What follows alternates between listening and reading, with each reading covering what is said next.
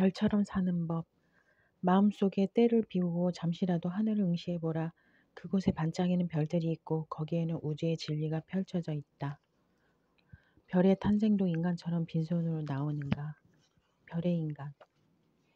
밤하늘에 반짝이는 수많은 별들은 언제 보아도 신비롭고 아름답다. 밤하늘을 밝혀주는 이들 별들은 영원히 빛을 내며 지나갈 것 같아 보인다. 그러나 별들도 우리처럼 태어나 일생을 살다가 언젠가는 빛을 잃어버리며 죽어간다.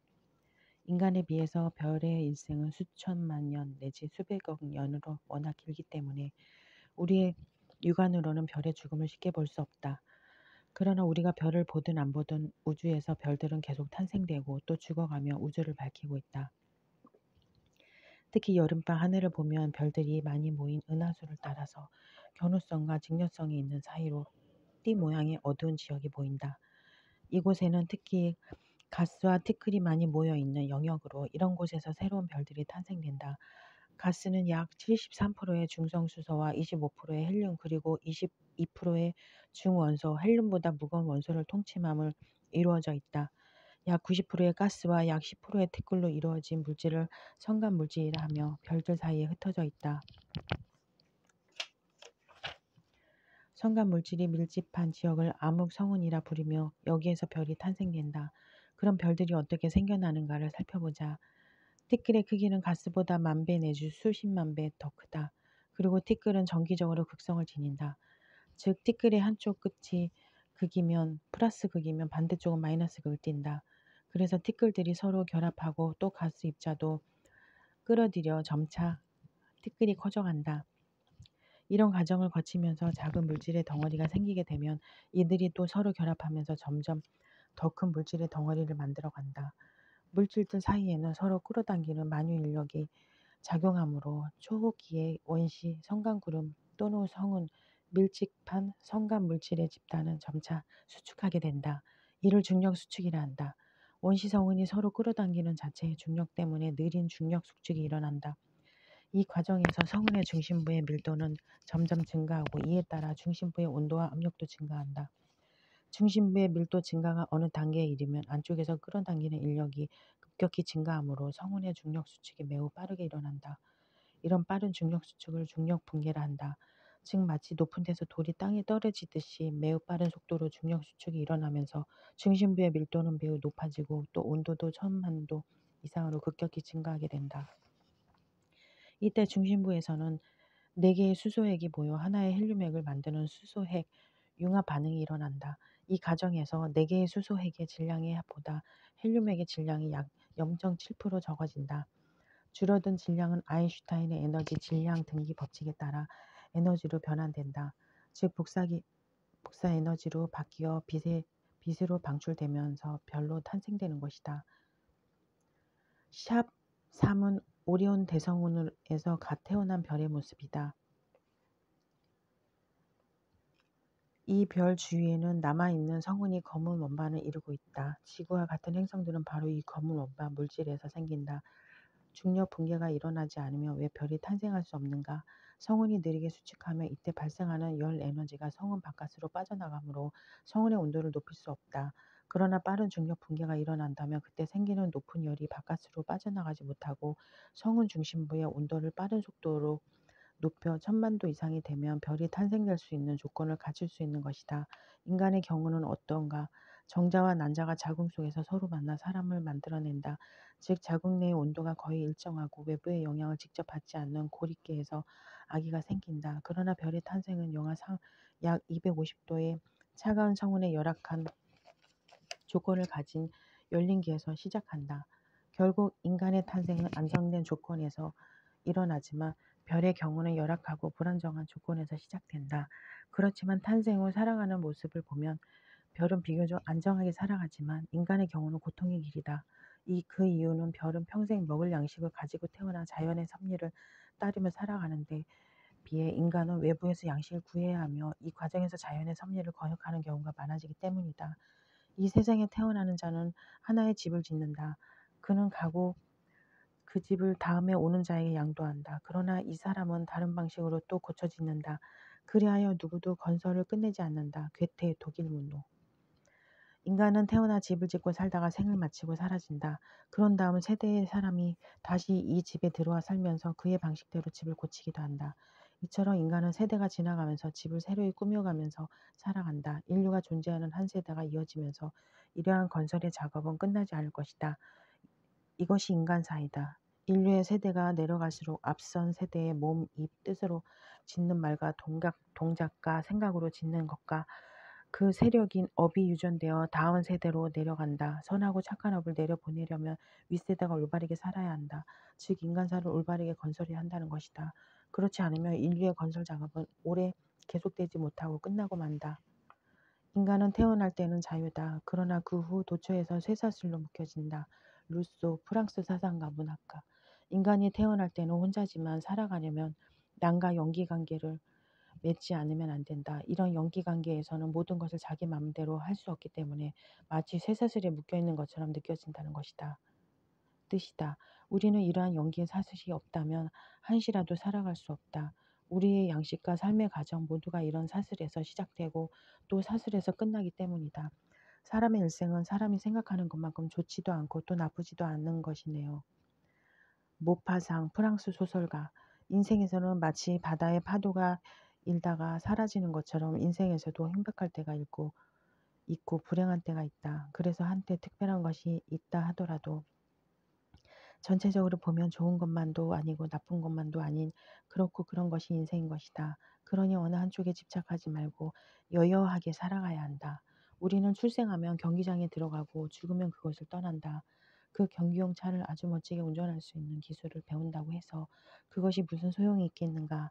지금에 이르러서는 오직 어떤 식으로 퇴장하는 것이 좋은가 하는 것을 생각하면 되는 것이다. 노인의 공부는 노인에게도 아직 공부하는 일이 있다고 하면 오직 한 가지 죽는 것을 배우는 일이다. 루소 프랑스 사상가 문학가. 사람은 태어나면 삶의 경기장으로 들어간다. 여기서 삶의 투쟁의 역사가 시작되는 것이다. 그러다가 죽으면 그 경기장을 빠져나오게 된다. 그럼 어떻게 경기장을 퇴장하는 것이 올바른 것일까? 이를 위해 노인이 되어 공부해야 할 것은 퇴장하는 방법을 공부하는 것이다. 즉 올바르게 죽는 법을 배우는 것이다. 실은 이런 죽음의 퇴장 방법은 젊었을 때 공부해서 배워두어야만 삶의 경기장에서 올바르게 경기할 수 있는 법을 터득할 수 있게 되는 것이다. 별의 중력 붕괴. 별의 탄생에서 일어나는 중력 붕괴는 일종의 급격한 혼돈 상태이다. 이러한 혼돈 상태는 새로운 질서의 창생을 유발한다. 별의 경우를 살펴보자. 약 영하 250도의 매우 차가운 성운 물질에서는 빛이 나오지 않는다. 이런 성운이 점차 수축하면서 조금씩 열을 내다가 성운의 중심부 밀도가 높아지면서 어느 단계에 이르러 빠른 중력 붕괴가 일어나며 성운의 중심부 온도가 급격히 증가하면서 빛을 내지 못하던 기존의 질서를 벗어나 빛을 내는 새로운 질서를 이루게 된다. 즉 중력 수축의 양이 증가하면서 이전 상태의 질을 바꿔 놓은 것이다. 이를 양에 의해 질의 변화라 부른다. 이때는 반드시 새로운 창생이 일어난다. 예를 들면 자연에서 일어나는 생명의 탄생이나 새로운 질서를 창출하는 사회적 개혁이나 혁명이 이에 속한다. 우리 각자에게도 이런 경우가 적용된다. 예를 들어 새로운 마음가짐으로 다시 탄생하려면 자신의 과거를 뒤돌아보면서 짧은 시간 내에 많은 양의 에너지, 특히 노력이 투입되어야 한다. 서서히 놀면서 새로운 마음을 갖고자 한다면 이는 불가능하며 오히려 기존의 질서만 혼란스럽게 만들 뿐이다. 흔히 뼈를 깎는 노력을 한다고 한다. 이것은 자신이 혼신의 힘을 다하는 노력을 한 곳으로 모아 기존의 질서를 무너뜨리고 새로운 질서를 창출토록 집중하여 일을 나가는 것을 말한다. 이를 위해서는 자신이 자신을 엄격히 통제할 수 있는 올바른 계율을 잘 지켜야 하며 흥분하고 들뜬 마음을 가지지 말고 늘 안정된 상태를 유지해야 한다. 또 우주의 이법에 따라 매사를 올바르게 판단할 수 있는 지혜가 필요하다.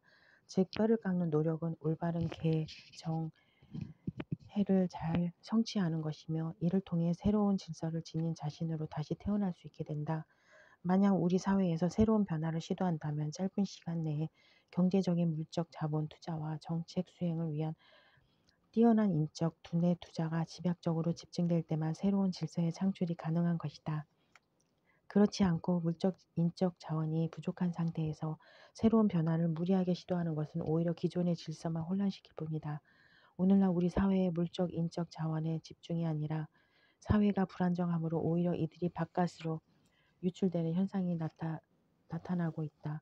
이것은 새로운 질서의 창출이 아니라 무질서의 극지에 따른 파멸의 징조를 암시할 뿐이다. 이와 같은 현상은 어디에서 오는가? 우리 사회의 올바른 개정해가 이루어지고 있지 않다는 것이다. 즉 법이 이때 법이 없고 치열한 경쟁 구조 속에서 항상 들뜬 불안정한 상태로 세상이 돌아가며 우주의 올바른 입법을 도외시하면서 개인적 이익과 쾌락에만 치우쳐 있는 것이다.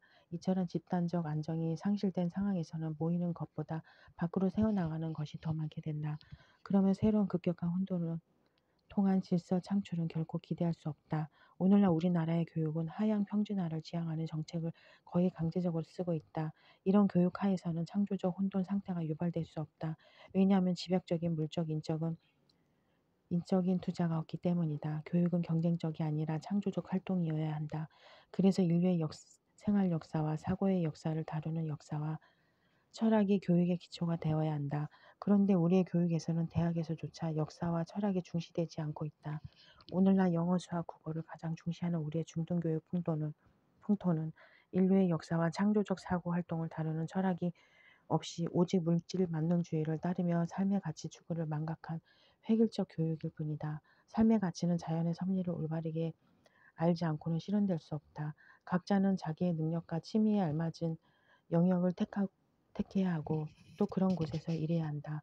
획일적인 저질 교육은 인간의 능력과 취미를 말살하여 삶의 가치 실현을 일찍부터 포기도록 만든다. 그래서 어린 시절부터 세상 흐르는 대로 따라 흘러가면서 창조적 생애 포기를 자연스럽게 겸허토록 한다. 이성을 가졌다는 인간을 이성이 마비된 인간으로 만들어가는 것이 특히 오늘날 정보기술 산업화의 결과이다. 즉 인간을 말초적이고 즉흥적이며 단순화된 형태로 만들어 깊은 사고는 존재하지 않으며 인내력과 자제력이 결여된 삶을 살아가도록 할 뿐이다. 만물의 영장이라면서 별보다 못한 삶을 살아가도록 하는 것이 오늘날 우리의 사회교육과 가정교육의 현실이다. 책을 읽는 것보다 핸드폰을 가지고 노는 것이 더 중요하고 다양한 도구를 만들고 다듬는 창조적인 손은 컴퓨터란 괴물의 노예가 되어 올바른 창조적 정신문화를 일으켜 가기에는 요원해졌다. 교육은 가장 기본적인 틀을 제외하고는 각자 자신에게 맡겨야 한다. 교육은 일정한 틀에 얽매여 억지로 끌고 가는 것이 아니다.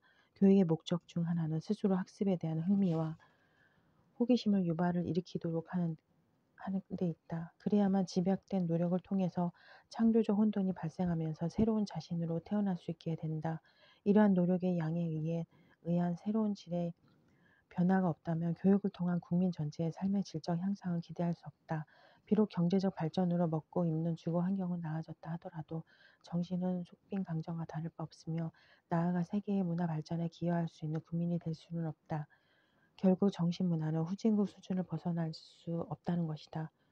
이 세상의 악과 싸우려면 단 하나의 수단밖에 없다. 즉 그것은 자기 자신을 도덕적으로 완성시키는 일이다.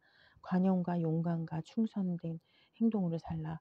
자기만 생각하는 이기적 생활을 미워하며 암흑을 깨뜨리고 비춰오는 별빛 같은 숭고한 이상을 가지고 인류의 행복을 위해 봉사하려는 정신을 가지고 살라. T.S. 엘리어트 영국 시인. 칸트는 그의 실천 이상 비판에서 조용하게 깊이 생각하면 생각할수록 더욱더 언제나 새롭고 그리고 고조되는 감탄과 숭엄한 감정으로 마음을 채우는 것이 둘이 있다. 그것은 내 위에 있는 별이 빛나는 하늘과 내 안에 있는 도덕률이다라고 말했다. 인간은 사회적 동물이기 때문에 탐욕과 애욕 등의 번뇌망상을 일으키는 그릇된 생동심을 지니고 있다. 이런 이기적 생동심을 억제하기 위해 규범이니 윤리, 도덕 같은 것을 만들어 인간의 마음을 통제하고 제어토록 한다. 그런데 이러한 도덕의 밑바탕은 칸트의 말처럼 하늘의 입법을 근본으로 하고 있다. 이럴 경우에만 인류는 숭고한 이상을 가지고 서로를 배려하고 관용을 베풀며 봉사함으로써 행복을 누릴 수 있는 것이다.